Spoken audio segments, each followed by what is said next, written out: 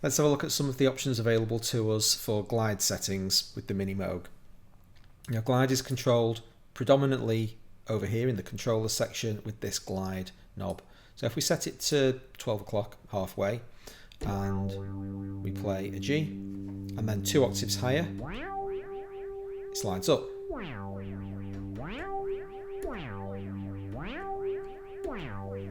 Okay, set it to a bit more dramatic.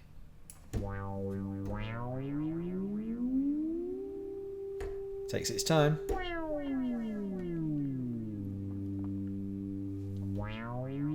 Okay, bit more sensible.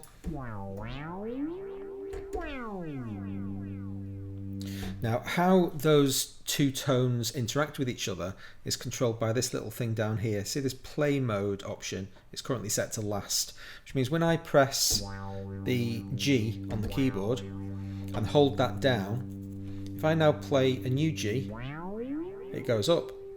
Let go of the low G, and then play it again, and we come back down again. And then there's the going up to the new one, and then down to the low one. If I set it to low, play the low note. If I play the high note, you don't get anything. It will only play a note that's lower than the currently held note.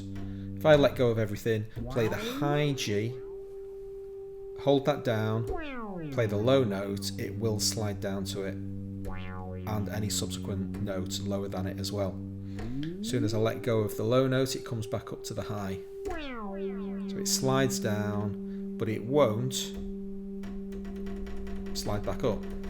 And obviously, high is the other way around. Now, play the low note, that's fine. The high note, it slides up. Let go of the low note. Now it won't play the low note. I prefer last. You'll tend to find that more often than not. Now it doesn't care. The next note that gets played, it will play that note. As soon as you let go, it goes back to its original note. Okay. Now that's with glide on. See this legato button down here? This has a weird relationship with glide. It took me a while to figure out that this legato button is actually a 3-state button. It's currently off. That middle state, it's kind of hard to see, but that's a middle state. The button is like in the center, that's on. And then if you click it again, then it's all the way over to the right. And that's now called glide. It's in glide mode. So it's off, on, glide. So let's deal with those three as they relate to the glide function. So we'll turn legato off. So now if I play the low G and let go, and now play a high G, it remembers what the last note was. Let go of that, now play a low G. It slides back down.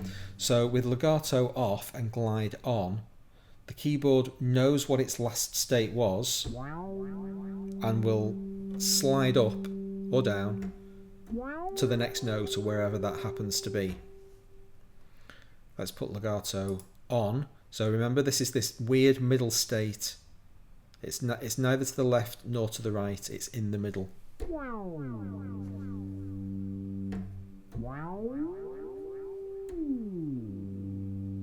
So now, when I hold that note down and play the low note, it's sliding between them, but it's not triggering the envelope. There's no filter sound. Now I'm playing individual notes one at a time.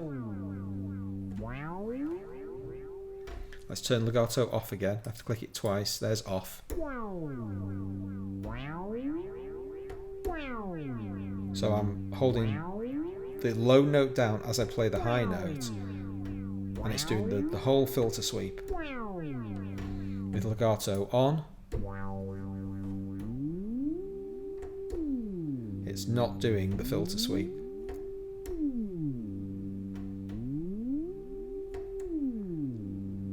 And then finally, we click it all the way over. So now glide is on and legato is set to glide.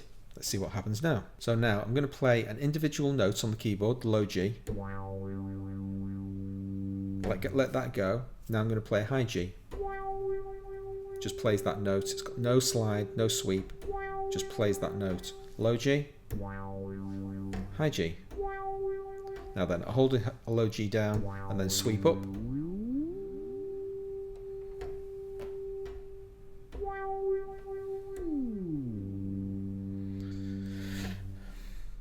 So getting your head around these various settings is mind-bending. Just dive in and actually play with it, and you'll feel it's much easier to experience them than actually explain them. But they all have different effects, and this is with glide on and legato set to glide, so you'll only get a glide when notes are held down simultaneously. But if I play one note and then the next note, no slide. Play with it, you'll get the hang of it, but they're all different effects. That's glide and legato on the Mini Moog. Bit of a headbender.